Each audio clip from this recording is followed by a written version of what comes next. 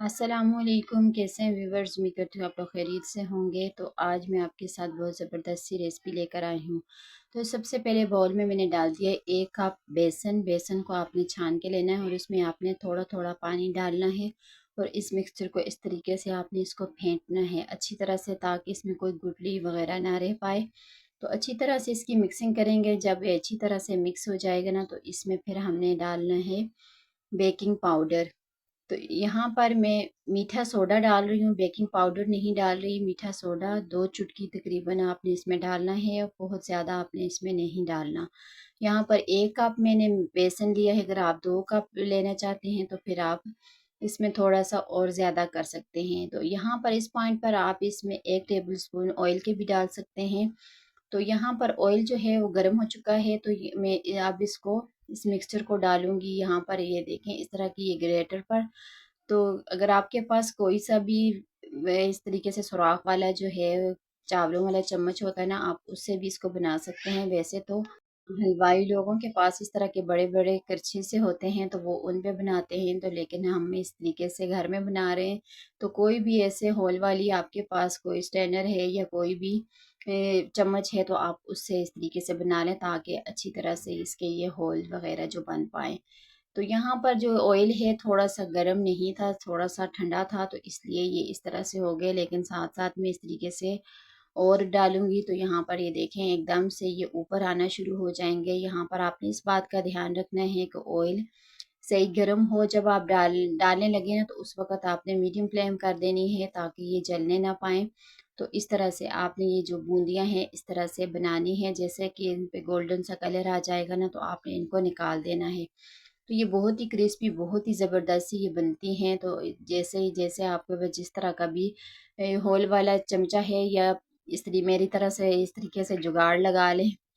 तो अब मैंने आधे मिक्सर में जो है वो फूड कलर डाल दिए ग्रीन, और आधे में मैंने डाल दिया था रेड कलर। तो ये मैंने आपके सामने नहीं डाला, मैंने समझा कि वीडियो बहुत ज़्यादा लंबी हो जाएगी और मेरे प्यारे प्यारे व्यूवर्स जो हैं वो उनके पास इतना टाइम नहीं होता।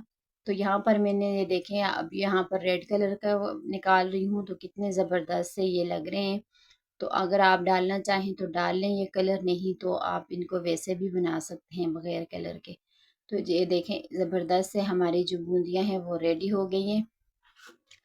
तो यहाँ पर मैं इसी तरीके से सारे जो हैं वो रेडी कर दिए हैं। तो अगर आप वीडियो देखते देखते इस पॉइंट तक पहुँच गए हैं तो अभी तक आपने मेरी वीडियो को लाइक शेयर और चैनल को सब्सक्राइब नहीं किया, तो प्लीज़ काइंडली आपसे रिक्वेस्ट है कि आप मेरे चैनल को ज़रूर सब्सक्राइब किया करें। और लाइक करना आप बिल्कुल भूल जाते हैं, लाइक भी कर दिया करें और प्यारा सा कमेंट भी कर दिया करें।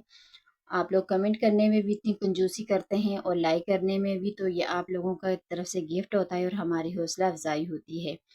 तो यहाँ पर ये देखें सारा जो मिक्सचर है मैं इसी तरह से सारे जो हैं वो बना बना के रेडी कर दूंगी।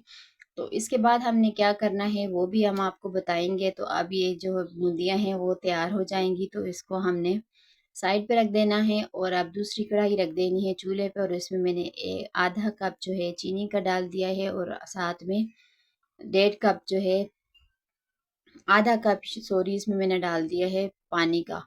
तो पानी आपने बहुत ज़्यादा नहीं डालना। जैसे ही इसमें बॉयल आएगा ना, तो फिर हमने इसमें वो सारी बूंदियाँ डाल देनी, क्योंकि हमने मीठी बनानी है। तो फ्लेवर के लिए ज़बरदस्त से टेस्ट के लिए इसमें 2 इलायची की डाल दी हैं, सब्ज़ इलायची डाल दी। अगर आपके पास इलायची का पाउडर है तो वो भी डाल सकते हैं।